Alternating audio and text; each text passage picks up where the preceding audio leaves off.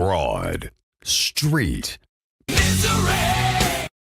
Oh, yeah. And even though we win, there's still misery. I love it. Come on, baby. Welcome to the Fly Eagles Fly podcast here on the Broad Street Misery Network. I am Corey Alexander along with the lovely and effervescent J-Bliss. Yes, I'm sick tonight. Try not to carry my germs off to everybody, but I got a case of offensive-itis where I just can't seem to get going. So I think Kevin Patullo got that in September. Anyway, we got a lot to cover tonight, ladies and gentlemen. Yes, the Eagles did win, and yes, we can still be miserable. Now, I have switched to the Eagles, but you'll notice that's not my logo. I hate this logo, but that's all you get when you win, but not win great. Lee. So that's what you get. But he's got, look at you, pow, with the Eagles right there. I love it. No doubt. All right, we got a lot to cover, ladies and gentlemen, tonight. As always, we're going to have your game balls. We're going to have your drama queens. We're going to have our 4 points. We're going to have our in-depth analysis. I watched some good stuff, and so did Jay. We probably pestered each other with like a million different like catch-22s. We got some things to cover, but let's do some quick note cleaning because this will be interesting. I sent you this the other day. They cut their long snapper. They cut this guy like 5 times this year, which is crazy. Right. But I think he's a vested veteran. He doesn't have to go through waivers. He's going to go right to the practice squad because they cut a practice squad today guy. So they cut the long snapper yesterday. They cut the practice squad guy today. What I'm guessing is they're going to put him on the practice squad again. They're going to elevate him because they have one more elevation, I think, for him. And then I think he's going to be on the roster, obviously, for all of the playoffs. Right. So I just thought that interesting. But obviously that means to me, so that the reason I tell you this and everybody else this is that obviously something's coming for this game with Washington. It appears that they're going to play some starters. I don't have any doubts about that. They have to play some starters. There's no doubt about that. But it looks like they're going to have to figure out who's going to be backing up. And this was, from what I read, Jay, they're looking to bring up like Andre Sam and a couple other guys, like some cornerbacks. So I think what we talked about is right. I believe that they're going to rest a good amount of the defensive starters. They're probably not going to rest a whole lot of the offensive starters, at least initially, but that's what it appears like. Yeah, well, I mean, the number 2 seed would be nice because then you end up playing Green Bay, which is almost a guaranteed win, right? Oh my God, they are sinking. Well, here's the thing. You bring up a good point, right? So listen to this. You know me and my stats. It is important that the Eagles think about getting that number 2 seed because look at this. The franchise has only won 5 road playoff games since 1950. You heard that right. 5 playoff road games since 1950. And one of them was only one in the last 16 years, and that was the double doink in Chicago in 2018. That was their last road victory in 16 years. They should have beat New Orleans too, but that was. Don't remind me of those bad days. Right. But if you're thinking about it, that's not good. So and here's the thing, they're 5-14 on the road postseason games since beating the Rams 14-0 in LA Coliseum in 1949. But they're 11-4 at the all-time in length. So anyway, we're saying is going back to 1991, Eagles are 15-5 at home in the postseason, and all-time they're 20-9. A lot of those 9. So you're looking at most of those losses are coming on the road, though. 9 losses on the road when you're talking about the 20-9. So they have got to think about getting that number 2 seed if possible. Well, based off what I saw from the Rams, I'm not worried about them either right now. So I know. Of all the teams, and you know how much I like the Rams, and I love Stafford. They are trending in the wrong direction. Yeah, man. Like I say, it's like I say, as bad as people will say we look, I'm like, it's trending the right way for us. Like everybody look trash right now. Well, we'll get to that. Our offense ain't trending the right way, but certainly our team is trending in general and trending the right. Yeah. So, but we'll see about that. But we can debate that a little later when we talk about the Eagles Washington preview. But I just want to give a heads up on that because it looks like that's where the Eagles are trending right now. Now that they cut their long snapper, bringing him back to the practice squad, I believe that they're trying to elevate some people for this game to make sure that they've covered their defensive personnel in the wake of sitting a lot of guys. Right. So there you go. Let's get to the game here. A lot of things to unpack. Let me throw this at you, start, because I know we're going to get into a lot of good things, but let me start here because the offense we talk about, I mean, the defense pretty much to handle itself, but we know this is not strictly a Patullo thing, right? It's not a Barkley thing. It's not an offensive line thing. This is an everybody thing. However, if we're going to get into blaming Patullo, which I think is valid, to me, it's they got 3 scores, and I think they only punted once in a very good first half. The problem we have with Patullo is when you have that first half and second half as dichotomous as it was, and that's a very big word for all of us, your face. So when you have this kind of so much different in the first half to second half, here's my problem, Jay. Where you could kind of pin it on Patullo as, okay, we know that Sirianni's helping him script that first half, get those plays done, get that offensive, get that rhythm, which it certainly had in the first half-ish. It wasn't, perfect by any means. When you get to the second half, that's where an OC gets his stripes, Jay, in my opinion. That's where you look at a guy and the guy goes, okay, he's got the headset, he's got the stuff, he's got his pen. This worked, this didn't work. We got it. They're trying this on defense now, which we didn't see. That one worked. We can try this a little different. He is not, in my opinion, making those adjustments in that second half or being able to, on a dime, recognizing something on that defense and calling a different play on third down versus the one he wanted to call. And here's an example, Jay. All year long, the Eagles last year ran this sort of 13 personnel, excuse me, or 12 personnel, 12 personnel, 2 tight ends, just Barkley in the back, and they would be in the I formation, they would pan it off, and they would do it. In the Super Bowl, they did it twice already in the first half. In the end of that third quarter, the dagger play, that was the one where they lined up. He faked it to Barkley through the touchdown. That is Kellen Moore, and you heard Sirianni say, call the play. That's where Kellen Moore looks at, Sirianni's like, dude, if we call this play, they're not going to expect this. That's thinking. That's adjustments. That's going for the dagger. That's not taking your foot off the gas. Right. Patullo has not learned that kind of coaching yet, and he still lacks.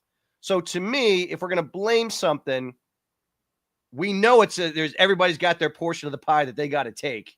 But if we have to give it a majority of the pie to somebody, I'll go ahead and give it to Patullo because that's where you've got to coach these guys into the right stuff. And I know it's a overused phrase, but it's got to start happening. Give me your thoughts. No, it's just it's very simply, it's just no creativity with the offense. That's basically what it boils down to. Like 2 things happen during the game.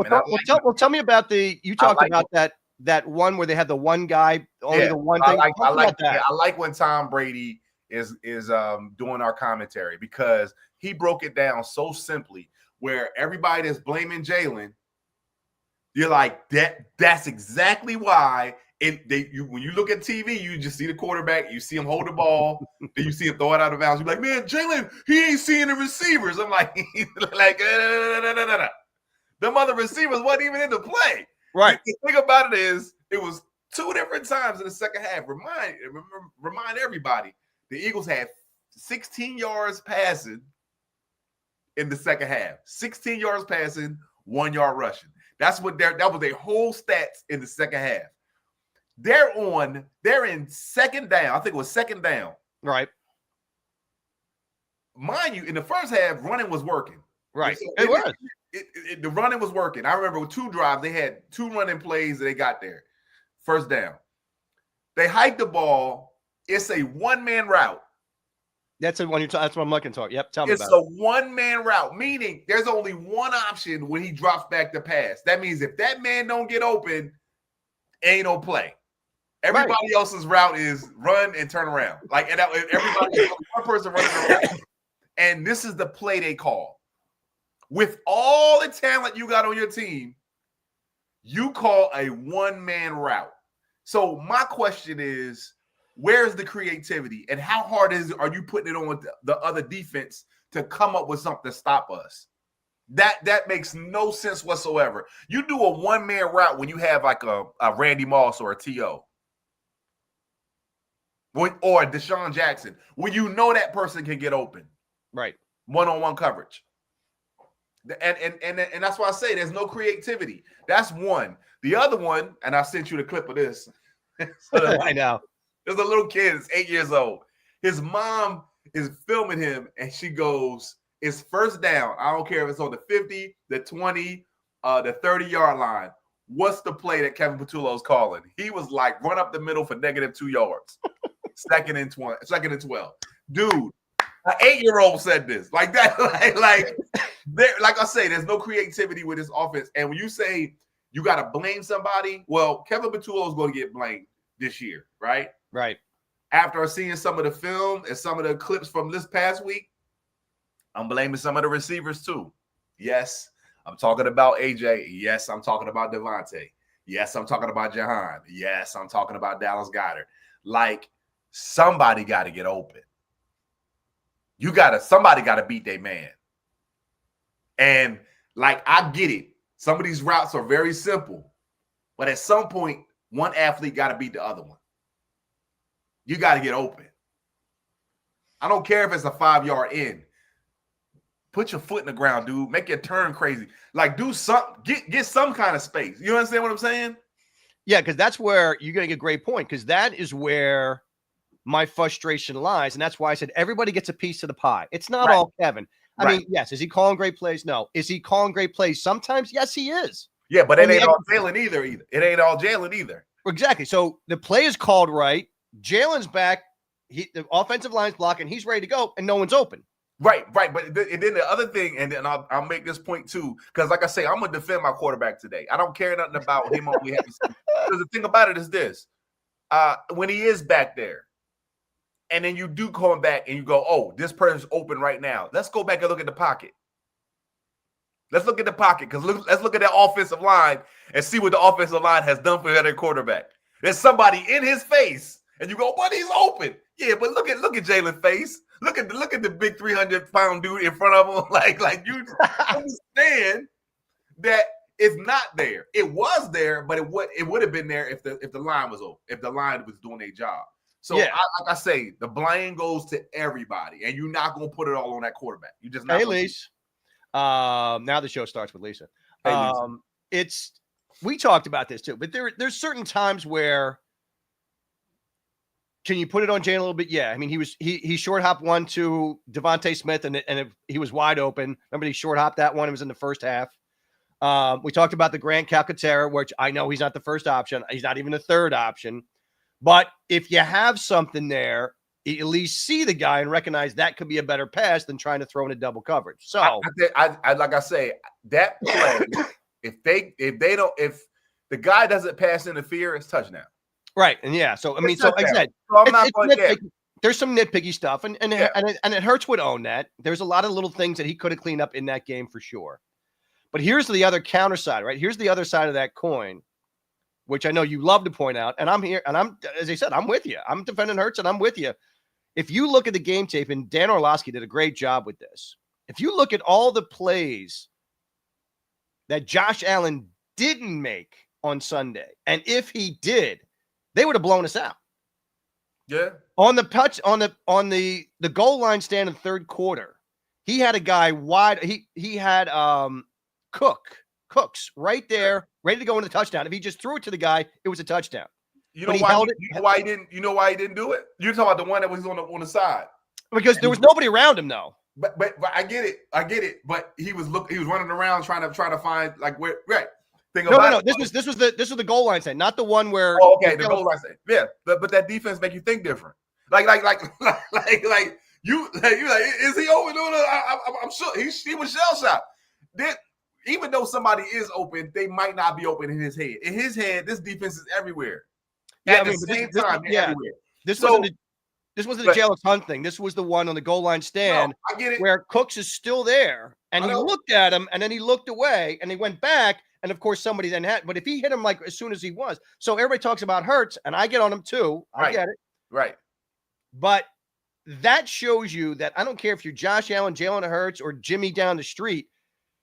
It happens to everybody. You know, Brady didn't win every Super Bowl. He didn't make every completion. You're going to miss certain stuff. And then on the one you're talking about, I know he didn't throw to Cooks because he was short of the short of the first down. But here's the crazy part. He throws to Cooks. He at least gets like maybe 5-6 yards. It's a field goal. But here's the thing. Josh Allen plays the way he's played. He's been playing that way. True. But he'll get a nod for the league MVP. And Jalen won't. And you can't sit here and tell me that this man is that much better of a quarterback than ours. He's not. He's not.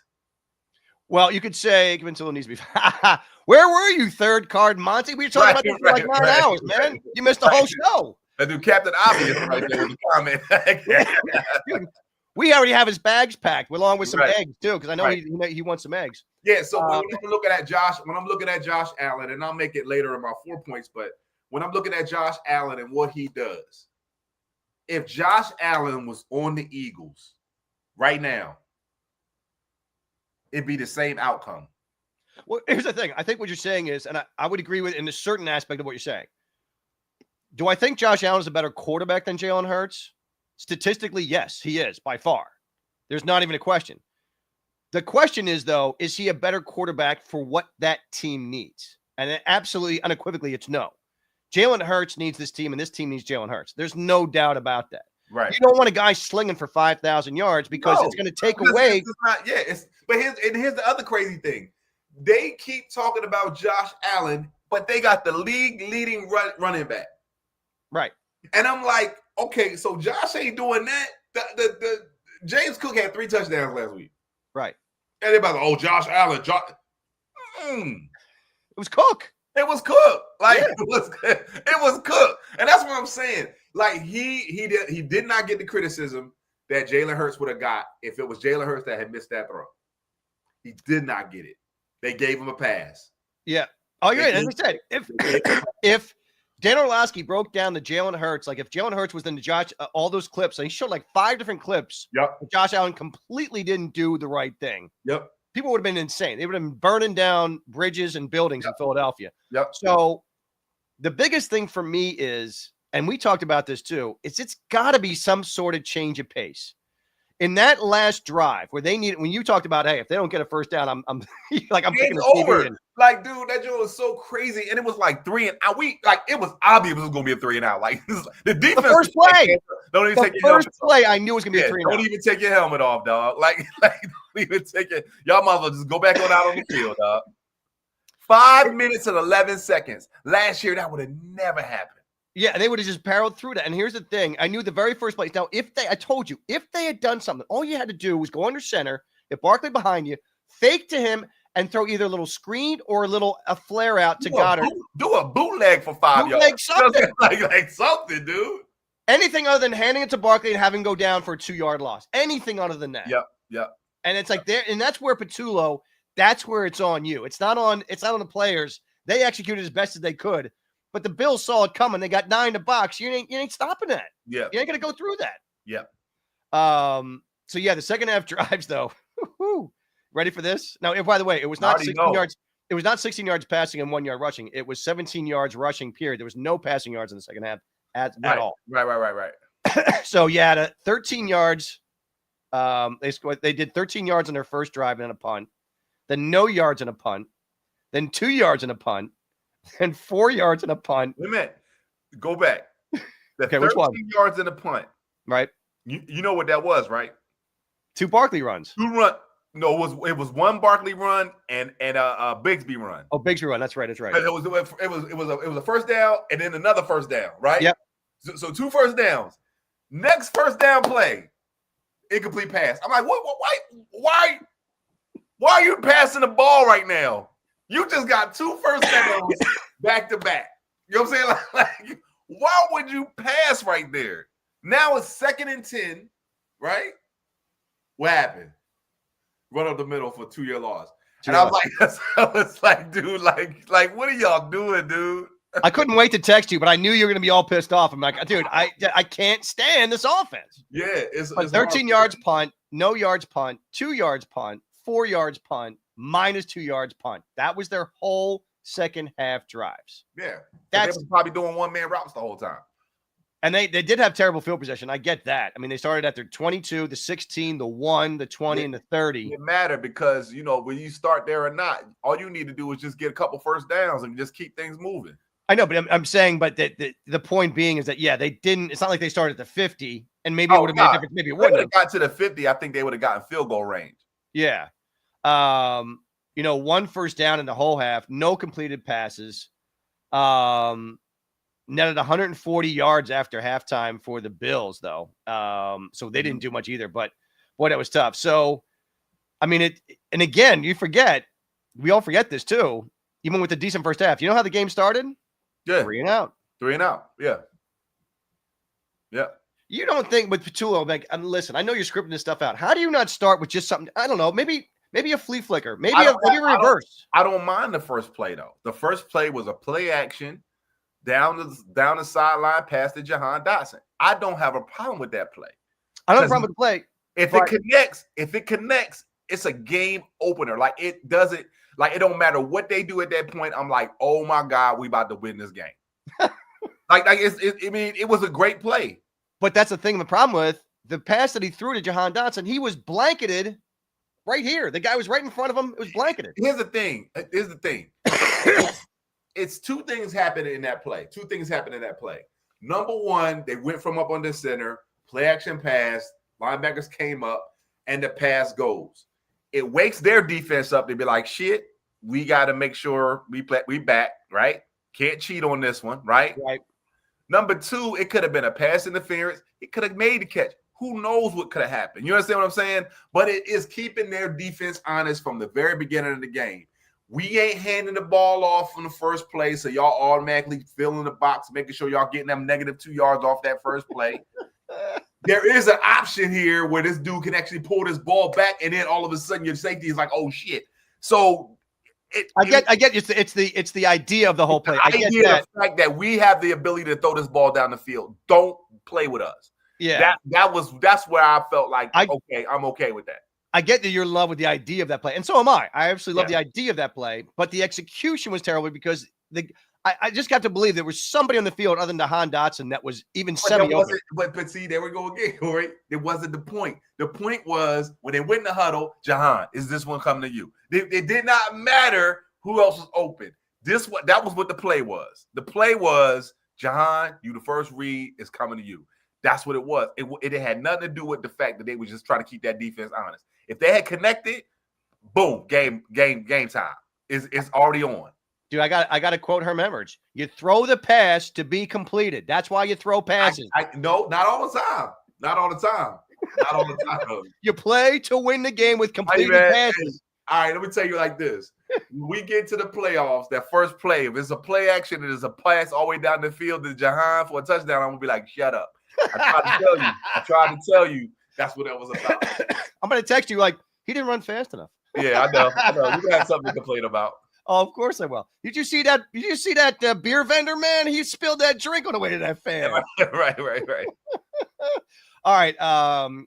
Just some things I threw out there. The great play design for the TD was great, by the way, too. I thought that was one of the few times I'm like, that is a great play call. Finally. Right. Adoree had a nice breakup, by the way. Adoree played okay. There's a couple things in the air, but Eagles were doing great against the blitz, by the way. I just throwing some notes out there that I had in different things, but I just think the 3 straight 3 and outs, it's just, the second half was just ugh. But one of the biggest things, this is what talking about, you win, you play to win the game. Mm-hmm. Every single snap, especially, and they got to learn this now. All these players got to learn this, that every single snap of the playoffs means everything. Everything. Jalen Carter, even though he did a little, of course, there's always something in the game where he bothers me. And he did something with that guy with the slap and the whole thing, whatever, because the guy yelled at him or something. But anyway, he's maturing a little bit because he plays hard even in special teams. He could just kind of go through the motion. I've seen a lot of guys who are superstars just go through the motion on special teams, just go like, all right, I got to do this. That dude blocking an extra point changed that entire game. Changed that entire game. 100%. If they go down 13-13 to kick an extra point, that ain't even happen. It ain't even a problem. Right. And then we are screwed trying to get back there because our offense hasn't done anything all game. Right. So that is just, I mean, that shows me that, he's maturing enough that I'm like, ooh. By the way, real fast, the Eagles are the only team in the past 35 seasons with 0 points and 0 completions in the second half of a game. Come on, man. All kind of records this year. Woo! First team in 35 years. By the way, Eagles are also the first team since the 1987 Patriots to have multiple games in a season with no completions in the entire second half. They were 0 for 8 against Tampa, and they were 0 for 7 against Buffalo. And they won both games. I get that. But since the 87 Patriots, you can't complete one goddamn pass. That defense is for real, man. Oh, you got to be kidding me. Come on, man. I could throw a pass and you could catch it. We should play on the Eagles. Case closed. All right. By the way, the Baldy broke down the offense on the third down, and it was atrocious. And here's the thing to your thing. The route concepts in front of the sticks, like why? They had 2 route concepts on a third down in front of the sticks. Unless you're going to do a hook and ladder. Yeah, exactly. And beat our ass like they did. Exactly. Oh. But no, that's the thing. Like, the one that AJ caught. AJ caught it. It was in front of the sticks. Like, it was like third down. 8 yards. It was 8 yards. So it is crazy because the defender is going to defend the sticks anyway. You know what I'm saying? Like the whole Jordan Sports thing. And the thing about it is, like, you don't have anybody that can break up the middle of the field. You don't have anybody that can, you know what I mean? But that's your man. That's your man. I know, but that's all. Is like the route concepts were terrible. The scheme to get somebody open is terrible. Just poor concept. He's like, mix it up. He's screen pass, Texas route. Give me something. Yeah. The Eagles defense just couldn't do much more than it already did. I mean, it's incredible. Let me just see here. The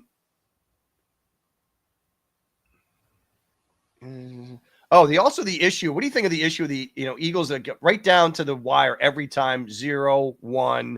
I don't know if that is something, but that is consistently something where I'm like, dude, you are cutting it close every time. It can't be that bad every time. Eventually, what's going to happen is it's going to become a negative to our team because the defense is going to start timing it up. Yeah, start timing it up eventually, and then it's going to be sack city. You know what I'm saying? Because they're going to be able to get a jump on the ball based off the fact that y'all always so late about getting the. But you know what? A lot of times it's not about that because I see them come out of the huddle and they'll be lined up with 15 seconds on the clock. And the way Jalen takes his time to figure out what that defense is doing, right, he'll go all the way down to 1 second. Like, I see that a lot because, Steen's always standing up looking back to see when he gives his second, foot drop or whatever. Yeah. Before he taps Juergens to let him know to snap the ball. So that's Jalen. Like, a lot of times it's Jalen because unless they're not lined up with 18 seconds left, that's a play calling issue because the microphone gets turned off at 15 seconds. Oh, is that what it is? Okay, I didn't know that. So once the play is over, they get 40 seconds? Or 40 seconds. They get 40 seconds. So communication is open in the headphones until 15 seconds. Once 15 seconds hit, it's off. So they're already at the line of scrimmage at 15. That's why there's no communication going on in the headset. It's just Jalen and the line. So that's Jalen. It's interesting. By the way, speaking of Jalen, Philadelphia improved to 9-0 this season when Hurts throws for fewer than 200 yards. That's crazy, man. That is man, crazy. Listen, let me explain something to you, man. Woo! It's a formula. You might there's no way. It is a way. Stop putting everything on that man. That man is not going to turn that ball over. That defense is going to be that defense. But all we need is a play caller. That's all we need. That's all we need is a play. All we need is a play caller, man. All right, here we go. Think about it now. We made Kellen Moore, who didn't work in Dallas and didn't work in San Diego, who both have quarterbacks who are quote unquote supposedly better than Jalen Hurts, right? Kellen Moore went to the Super Bowl and won that bad boy in 1 year. 1 year. Yeah, it's because of me. No. I carried that team, and you know it. We have the right person. We have I agree. Formula. I agree. People are expecting more. They want Tom Brady, right? But when you go back and look at Tom Brady wasn't throwing the ball all the way down the field all the time. Well, I told you that statistic last week. Tom Brady, through the first, I think, 5 or 6 seasons, and same with Jalen, Tom Brady he averaged 238 yards a game. Jalen was averaging 218 yards. He's only throwing 20 yards more a game. 20 yards more, right. It's nothing. It's nothing. Right. That's one pass. Right. Eagles, by the way. Yeah. Eagles, and to finish up the Carter thing, man, he was shoved by the Bills guard, and it seemed like he was more. That's the only time when he shows immaturity. When I think he was on that play, when he slapped a guy, he was more intent on getting that guy back and revenge than actually following the play, because the guy ended up getting a couple yards right beside him. And I just think that's like, he's got to start maturing, man. It's got to start next year. With that contract, it's got to happen. Eagles have the best. Let Jalen Carter be Jalen Carter, man. like nobody. Listen, let me tell you something. They never told Lawrence Taylor to mature.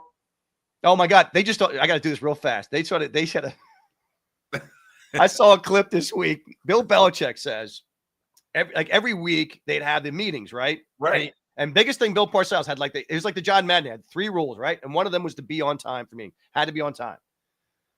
So I saw that clip. It's like so they go. Belichick. The game. This is the day. This is the Saturday night before the Sunday game. They said they don't really have meeting. They just like offense goes in one area, defense one, special teams one. They just go into this different area. They have a little touch up. They talk for like a half hour, and that's that. But you got to be on time. So they start this meeting. It's supposed to start at 7:30, right? So it's 7:30 starts. Next, LT's not there, and he's like, fuck it, I got to start. So he starts the meeting. Belichick starts the meeting. Parcells is doing whatever he's doing, and about 11 minutes in, LT walks in, sits down, and kind of slumps over the chair. He's tired. He's like falling asleep, right? So he's 11 minutes late.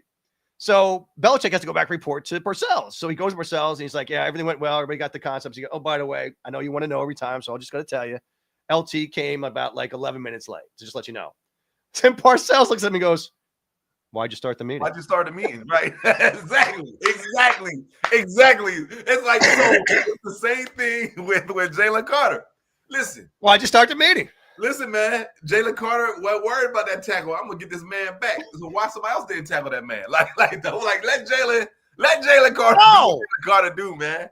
Don't like it, man.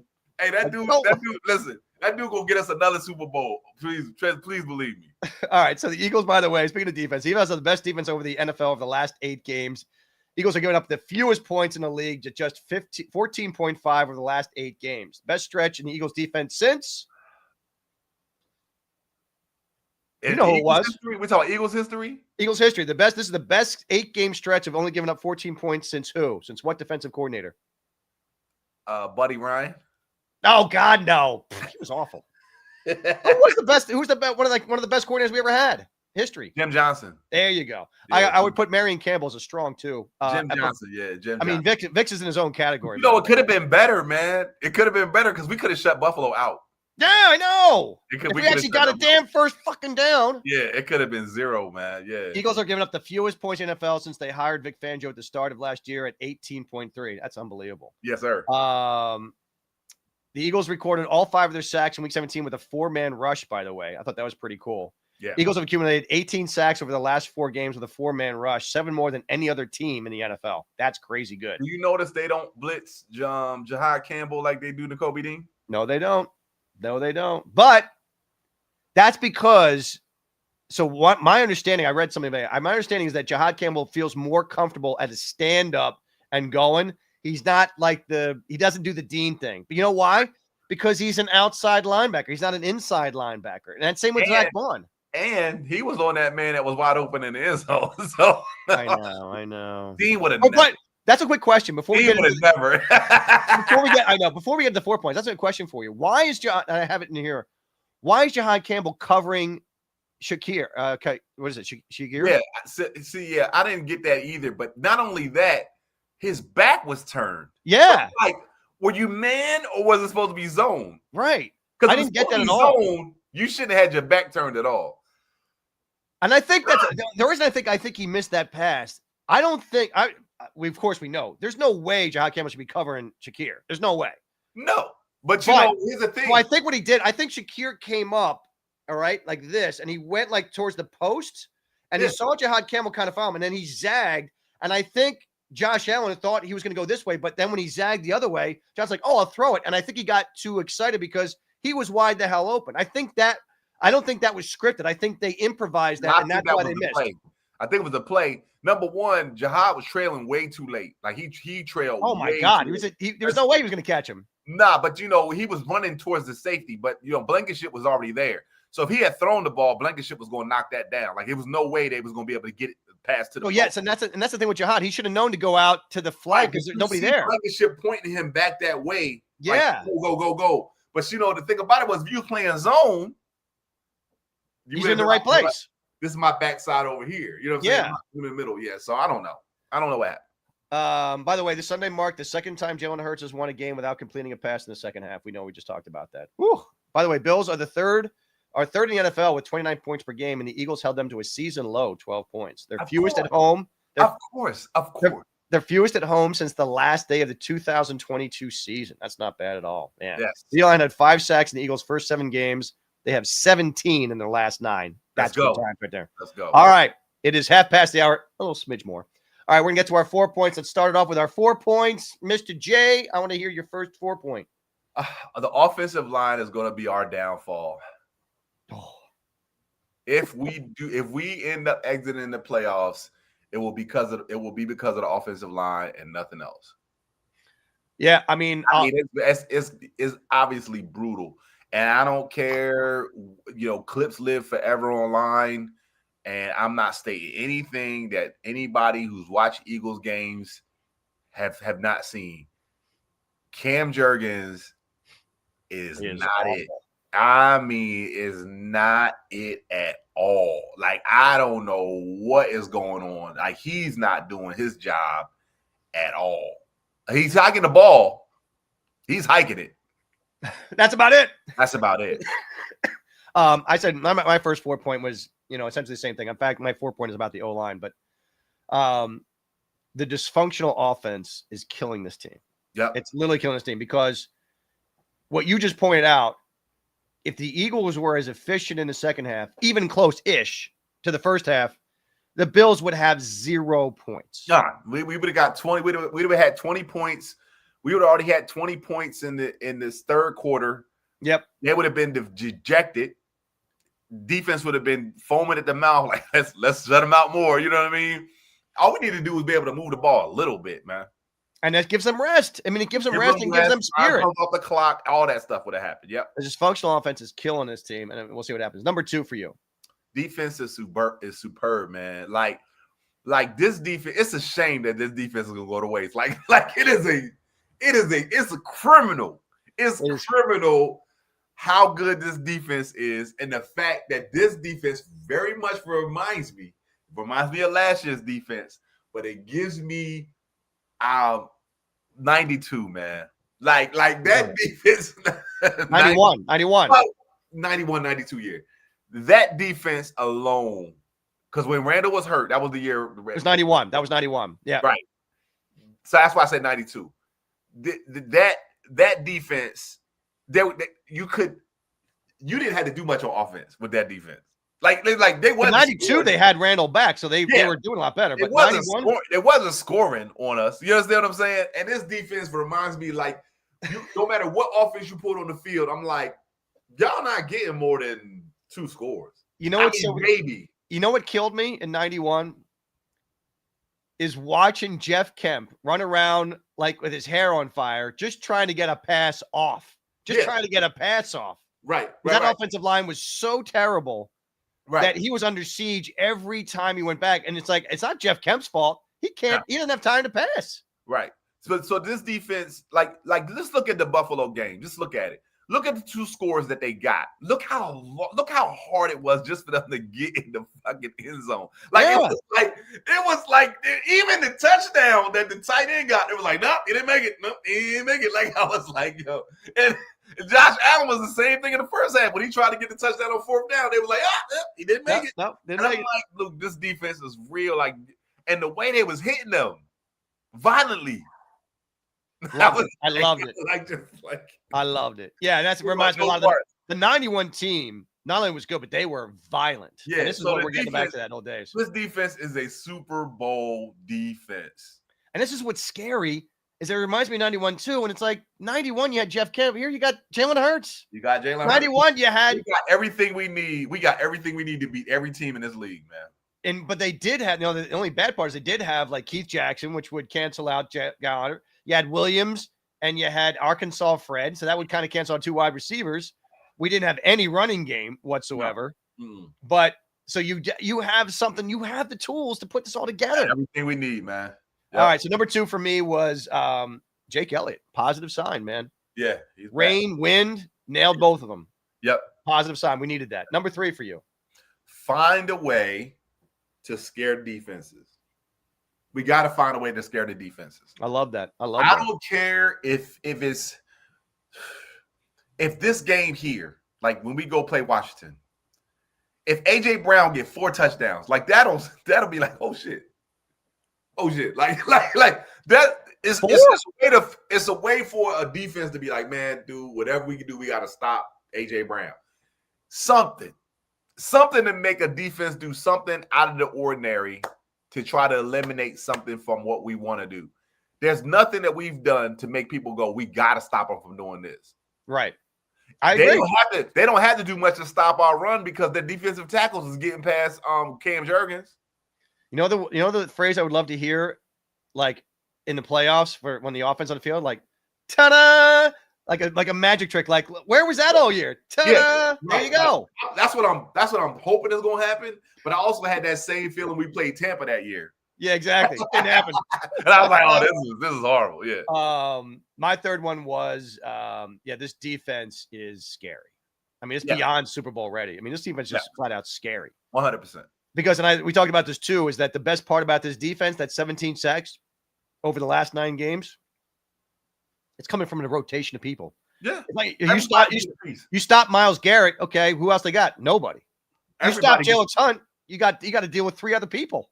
Ujomo, Carter, Smith, Jalen Phillips, Graham, Davis, Brandon Graham still coming at you.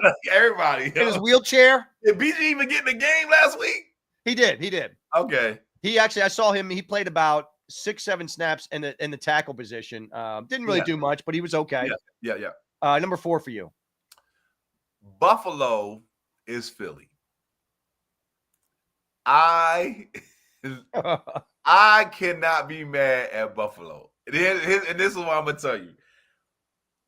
They booed that team, and I was like, "Yo, y'all don't hear that shit?" Like they were. Did they boo? I didn't hear it boo. They was booing the shit out of them. Like every time they went 3 and out, they was like, "Boo!" I was like, "Yes, that's Philly." Like I was like, "Yo." They were roasting a squad. Like they were booing the shit out of Josh Allen. So I was like, okay, when he fumbled, they was booing. They wasn't booing because they made a turnover. They booing because this dude fumbled the ball. Right. When I went back and I looked at the people complaining, Buffalo is Philly. They can't stand Joe Brady, their offensive coordinator. They can't stand him. They cannot stand his ass. They're like, we got no imagination. We need a new offensive coordinator. It's the offensive coordinator's fault. They complain about their offensive line, right? Like, give the ball to Cook. That's what they keep complaining about. They criticize the shit out of Josh Allen, right? Right. And it's like, yo, they Philly. It's all Philly. And I was like, you know what? I want them to win a Super Bowl. Like, I really want them to win a Super Bowl because that was us 7 years ago. So, I mean, I just think that it's time for Buffalo. Y'all hear me here. Hear this Eagles fan tell y'all, if we get ousted this year and y'all end up going to the Super Bowl, I'm 100% rooting for Buffalo to win a Super Bowl. Y'all deserve it. Because let me tell you something. Y'all got the same complaints that we got. Y'all, everything y'all complain about, we talk about the same shit on our team. We can switch offensive coordinators if y'all want to. Like, at this point, I don't give a damn. Like, hey, do you not know how to call shit? I don't know how to call shit either. Perfect. We'll just switch it up. Yeah. The only problem is they don't have any wide receivers, though. They got 0 wide receivers. No. I don't want to hear that.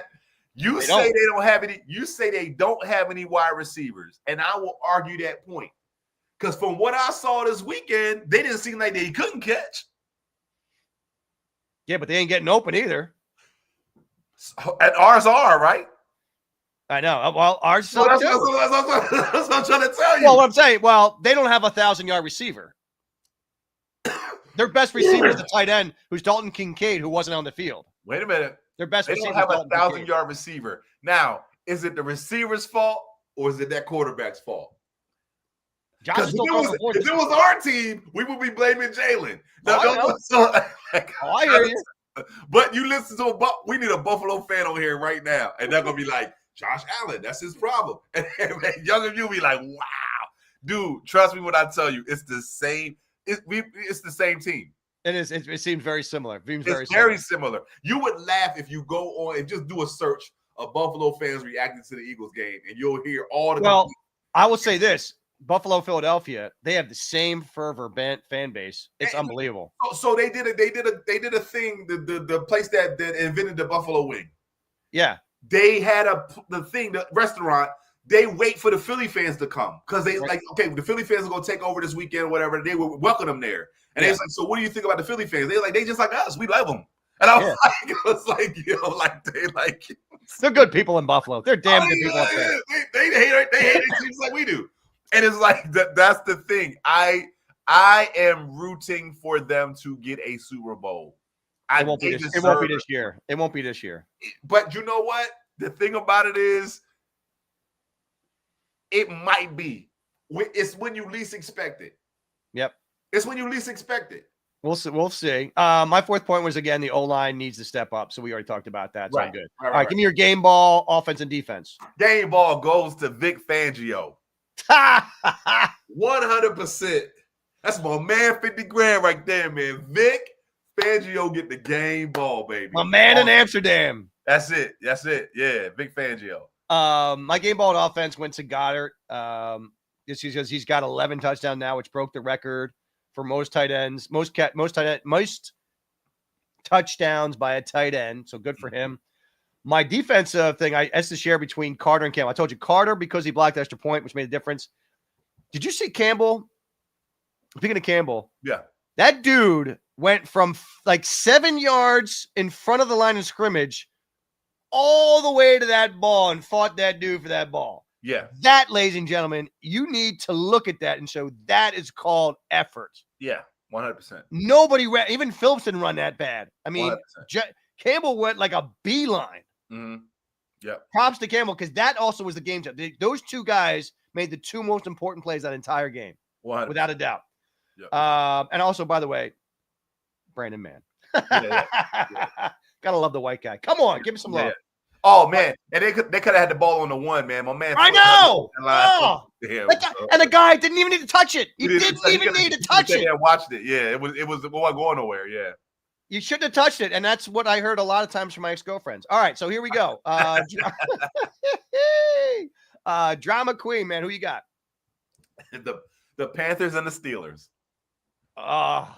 This is crazy. So the Steelers could have just won the game. They could have just won the game, won the division, game over. But no, they had to lose to the Browns. I was like, what? Oh my God. Lose to the Browns of all teams to make this next game winner take all. It's unbelievable. To top that, the Panthers lose, the Bucks lose, and Atlanta wins, right? So here's the crazy part about this one. The Panthers play the Bucks, right? Yep. If the Panthers beat the Bucks, the Panthers win the division. Right. If the Bucks beat the Panthers, the Bucks win the division only if Atlanta loses to the Saints. Because if Atlanta beats the Saints, the Panthers win regardless. That shit is crazy. That's the most complicated thing I've ever heard in my life. It's out of control. So the Panthers really should just sit back and just watch to see if Atlanta wins. Like they should just send some players down and make sure Atlanta, because all Atlanta has to do is beat the. If the Atlanta beats the Saints, the Panthers win the division regardless of what happens in their game. To all of our fans out there, if you don't understand a word that he just said, let me break it down to you in one easy sentence. NFC South sucks my left nut. All right? It's crazy, dude. They are awful. That is not even a division. Crazy. All right, here we go. Drama queen for me. Dude, you got possibly the best team going into the playoffs. Yeah. And you done pulled this shit. Stephon Diggs. What the fuck? Hey, man. You just fucked up your whole team. That happened back in where? Last month, maybe? December 3rd. Okay, yeah. Almost last month. Hey, man. Immaturity. Unbelievable. Immaturity. First of all, you never do that, period. But then you know what kind of season you're having, and you just pull this shit? How do you fuck up the whole team with one dude? That's selfishness. That's immaturity. Hey, man. That's wide receiver behavior. Oh, my God. Drama queen times a million. All right, let's go get the grades real fast. What do you got for offense, defense? I gave a C. Offense to C? Yeah, defense I gave A+. Special teams I gave an A. Coaching I gave a C. Offense C-. I can't even give you a C. Defense an A+ for sure. A++ would have been even better. They could have gotten an A triple plus if offense didn't fuck up. Special teams I gave an A-. I thought they were really solid. And coaching between Patullo and Vic, it averages out to a B-. All right. Real fast, let me just do any insights here. Tank Bigsby did have a little bit, but didn't look as explosive as he normally did. The run blocking, by the way, was up and down. I think we talked about that. Pass protection was mostly sound, but only in the first half. Seemed like he got a lot of pressure in the second half. Fred Johnson, he got off to a rough start, I thought, but I thought he did okay. Tyler Steen didn't block a blitzing Matt Miano on the fourth quarter, third down. That was another throwaway. Dickerson, I thought he was again up and down. Cam Jurgens is still struggling under center big time. He got dusted. And here's the other thing too, real fast on Barkley. I don't know if you saw this, but there was a pass play where Barkley turned his shoulder like this and kind of like bumped the guy, and then he ran down Hurts and he had to throw it out of bounds. Like, I don't know what's going on with Barkley and his blitz pickup, but it's just awful. Yep. And there's what I'm telling you. Like, Jalen Carter on special teams doesn't have to do anything, and the guy's putting 100% effort in. Barkley, it's like, dude, you're not putting 100% effort into your blitz pickup. You're just not. It's been terrible all year, and it continues to be terrible. Yep. I don't know what the hell's going on with that, but that's got to change. What else? Real fast. Hunt, by the way, had 2 sacks in his first 12 games. He's now with 2 Sunday. He has 4.5 in his last 4 games. Team high 6.5 sacks. Doubt he'll play, but you'll see there. I just thought Jihad Campbell's hustle play might be the play of the year. Jalen Carter looking great. Jalen Phillips, I think, is still making a difference on this team every time. I love his hustle. Mm-hmm. The only thing he did, he failed to set the edge on Cook 10-yard rush in the third quarter. But other than that, I thought he played pretty well. Jordan Davis still a beast. Mario Jomo is still playing out of his mind. Nolan Smith had a quiet game. I don't know if you see anything about Smith. I didn't see anything come from Smith that game. No. Zach Bond was outstanding. Quinyon, unbelievable. He had a couple of tough breaks. He had a pass interference. I thought that was a little weak. I mean, he did grab him here, but it was a little weak. I thought the hold on the arm was much more egregious on A.J. Brown than his little tug here. Both are penalties, but both should have been called. Yep. I thought Cooper DeJean was excellent. Adoree Jackson had a pretty solid day. What'd you think? Yeah. I mean, it was decent. Didn't hear about anything. Yeah. Other than the breakdown with the Cooks 50-yarder, I thought Blankenship and Epps made pretty good plays. Epps with that big play on the second down when they did the goal line stand. Yeah. Where's Epps coming from, man? Where is this dude coming from? Playing like a maniac.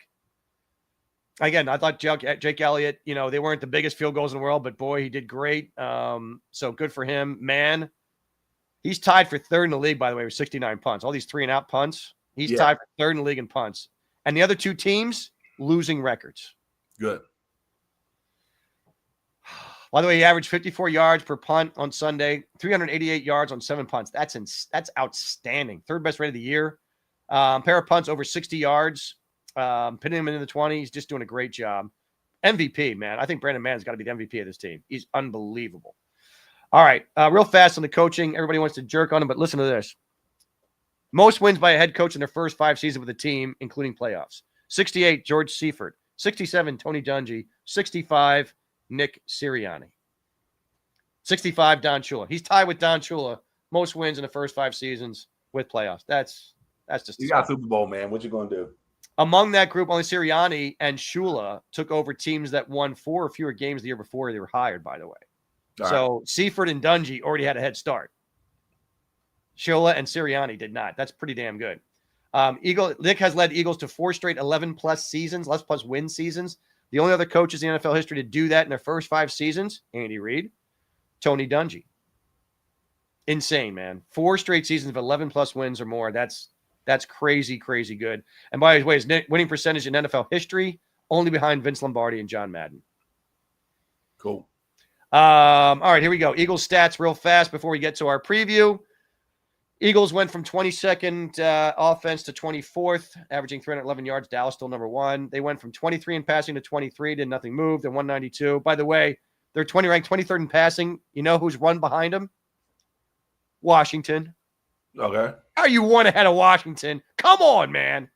Washington in the playoffs. We ain't worried about no stats like that.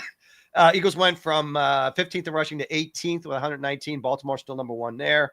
They went from 16th in scoring to 19th at 22 points a game. Rams still number 1 at 30. On the defensive side, this is where you like to lick your chops. Here we go. They went from 12th overall to 13th overall. They actually went down, believe it or not, but they're averaging 316 yards a game. Houston's still number 1 at 272. They went from 7th in passing to 9th. They actually went down a little bit to 193. Buffalo is still number 1 in that one. They went from 21st in rushing to 21st. No movement there. Jacksonville still number 1 at 86 yards a game. Wow. Eagles also did maintain. They're number 3 in scoring now. They're still number 3 in scoring. It's really 19 points a game. 18.8, but really 19 points a game. Houston's still number 1 at 16. All right. Who was your top 5 last week? Give it to me real fast. My top 5 last week were the Seattle, the Bills, the Eagles, the Rams, and the Broncos. All right, my 5 was Seahawks, Pats, Broncos, Jacks, San Fran. Let's get to this week's top 5. Your number 5, sir. Texans. Ooh, I like that. Number 5, Texans. My number 5. I hope Ray doesn't hear this. Number 5 is San Fran. Right. I think they're looking pretty good, man. Go ahead and give me your number 4. Patriots. Wow, Patriots at 4? Okay. I got Jacksonville at number 4. They are starting to round into shape, man. They got a really, really good defense. All right, number 3, hit me. Eagles. Yeah. Number 3. Eagles, number 3. Number 3 for me is the Broncos. Number 2 for you. Seattle. Number 2 is Seattle. Okay. Number 2 is Seattle. Number 2 for me is the Pats. Give me your number 1. Broncos. Broncos number 1 for you. Seattle number 1 for me. Actually, that didn't change a lot from this, but I got the Eagles as number 7 behind the Bears because you lost to the Bears. I know you don't like it. I know you don't like it. No. I had the Texans. We play any of those teams. The only reason I put Seattle up there is because of their record. That's it. Yeah, and they still look pretty good. It's not like they're not trash. Listen, let me tell you something. I'm telling you right now, the way the Texans defense is playing, whoever they play in the AFC, they're gonna score about 12 points. Yeah, Texas defense is so legit. It's the same, and it really could end up with our 2 teams in the Super Bowl, and the Super Bowl end up being like a game that's 12-9. People are like, man, that was a boring Super Bowl. Hey, dude, that's defense. That's the defense. Yeah, I mean, the biggest thing with the Texans is the only wild card is C.J. Stroud. Sometimes he looks great. Sometimes he looks like shit. Yeah, but they got an offensive coordinator. They have a coordinator. We don't. This guy right over there. All right. I rounded out with Bears, Eagles, Texans, Rams, Bills. ESPN has Seahawks, Pats, Broncos, 49ers, Rams, Eagles at 7. NFL Network has Seahawks, Pats, Jags, Broncos, 49ers. Eagles only moved up 1 to 10. Now that seems a little disingenuous. Which is weird that they have 3 teams ahead of the Eagles at 11-5. You know, Eagles 11-5 too, but they all lost as opposed to Eagles winning. Right. I don't know how you do that. I like when they do stuff like that. And the other thing is, like, people keep saying, "Oh man, San Fran look good." Do they? Do they? Do they really look good? Purdy's looking pretty good. Listen. You can't always compare it to what you think the Eagles would do to them. I mean, just to themselves. No, that's the only thing I can go by. Because the thing about it is this: you can look good against the Bears defense. You can. Yeah, because the Bears that game was back and forth. I mean, it literally came down where they both scored almost 40 points, right? How can we not score 40 points on the Bears? Because the game plan was different. The thing about it is this: we didn't need to score 40 points to beat the Bears. We just needed this. The defense did exactly what they were supposed to do. They didn't stop the run like they were supposed to. They basically ran the clock on us. You're right. That's basically what the Bears did. But I bet you we play them again. We already know they're not going to score 20 points on us. Oh, all right. You understand what I'm saying? All right. They're not scoring that many points on us. So all we got to do is basically get 3 touchdowns, game over. We'll see. It's not no we'll see. That's what I'm saying. I'll put it like this. What team in the NFC is putting up 40 points, 30 points on us? Nobody. Of course not. Exactly. What team can we put more than 10 points up on? So when you say Brock Purdy look good, does he? You know what I'm saying? Like, does he? He looks good against. You can't argue with the guy. He ain't gonna look that good against us. All right, Ringer has him at 6. Yahoo, they were Yahoo do. It's like they dropped him to 9. I don't know how you drop three notches from 6 to 9 when you beat the Bills. I don't even know. You wait till the playoffs start, dog. CBS Sports continue to have him at 10. Athletic moved him from 11 to 9. All right, let's get to our Eagles-Washington preview. And don't forget for the trivia coming up soon. Really, the only thing to worry about Washington, I think they're the 3rd or 4th best rushing offense in the NFL. You have Ja'Cory Bill Krosky Merritt, the 24-year-old rookie, is just phenomenal. He's coming off his second career 100-yard rushing performance against the Giants, or against the Cowboys. Of course, one of them came on a 72-yard house call, but you're talking about a guy who can really break one. This guy is legit. So other than I think the running offense, I mean, their run is great. Their pass sucks. Their 21st offense, their defense is still dog shit. 31st defense in the NFL, bottom against the pass, bottom against the rush. Not a lot to worry about. So let's get into what we're thinking is going to happen in the game. I think that they're going to start the majority of their offensive starters. I think they're going to rest majority of their defensive guys because they know the defense is going to carry this team through the playoffs, and you can't afford to lose anyone on that defense. Yeah. So I don't know. Give me your thoughts on who plays and then what the score is going to be. These last games always kind of, I just want to see our offense come out. I'm kind of treating it like a preseason game. Yeah. Get 1 or 2 like good drives in and you're out. No. Play the whole first half. Like 2 drives. No, I want them to see them having like consistency and first downs. You said Jalen Hurts is having the best season of his career? No, he's not. He's just making a statement here. He's not having because he's had the best season of his career probably was 22. 22 when he went to the Super Bowl and lost. Yeah. That was probably the best one. Easily the best year of his career. Easily. Yeah. But no, I want them to be consistently being able to get first downs and start like ahead of the chains. Like that's what I want to see. I want to make sure going into the playoffs, I can see them doing the things they need to do, not the 2-yard loss for first down. We need to go down to Kevin Patullo. You and I need to take him arm in arm. Say, like, all right, see the sticks? You see where the 10-yard marker is? Right. You need to call an 11-yard play, my man. See how 11 is more than 10? That's what the play you need to call. So what do you see on Sunday? Honestly, I think we win the game. Just because we're just better than Washington. But maybe the score is like 24-13 or something. 24-13? Yeah. Okay. Yeah, I mean, even if Tanner McKee takes over, he's going to ruin that defense. So I just don't see us not scoring a lot of points. We're going to do that. Just a question if we have a lot of backups on defense, which I really think we will. They might do something with that run game. Right. We don't have the best defensive I mean, we do have Byron Young, and a couple of those guys Jomo can still play.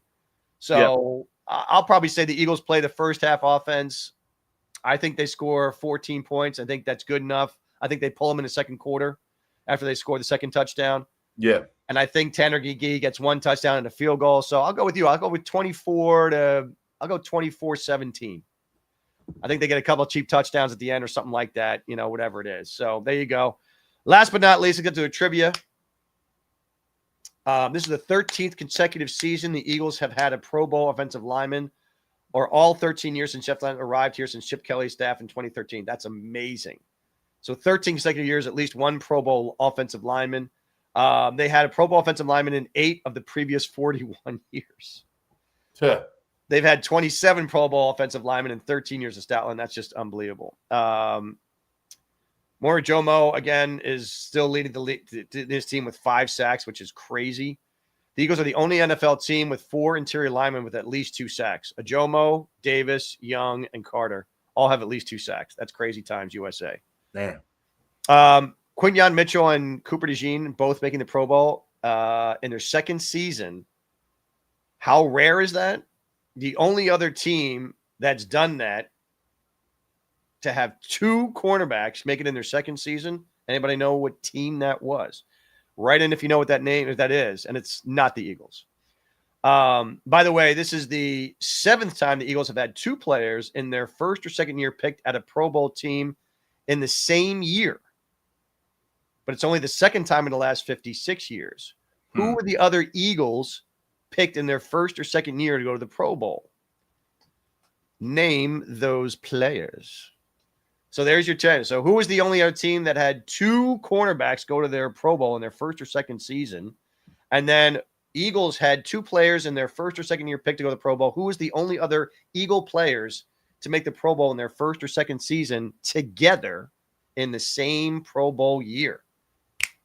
Give it to us. So as always, send your answers into Denver Broncos. That is incorrect. You might actually have to go to a team that had a different city. There's your hint than they do today. So there's your hint, but that's a great guess. Always send in your comments on Facebook, and the first person who gets it, we'll send you out some great merchandise. And you can find that merchandise at BroadStreetMisery.com. We got hoodies, we got glasses, T-shirts, all kinds of great stuff. We got bullshit Dallas stuff, go F yourself Dallas T-shirts, all that kind of good stuff. So check it out there and go there. Now, it's going to conclude our night. As always, please subscribe to our stuff. We really appreciate all the followers that we have out there. We have a great response, a lot of views, so we appreciate you. We're on X, Apple Tunes. We're on Spotify, Facebook, Instagram, TikTok, and YouTube. Check us out. We got great reels coming out every week, some great clips that we talk about. Me looking great, Jay not looking so great. So you can see those every week, by the way. And you can catch us here every week, Tuesday, 9 o'clock, here on the Broad Street Wizard Network. This is the Fly Eagles Fly podcast, and we love talking about it every week. All right, ladies and gentlemen, we are done for tonight. Thank you for tuning in. As always, I am Corey Alexander along with J-Bliss. And we will see you next week after the Eagles kick the crap out of the Commanders.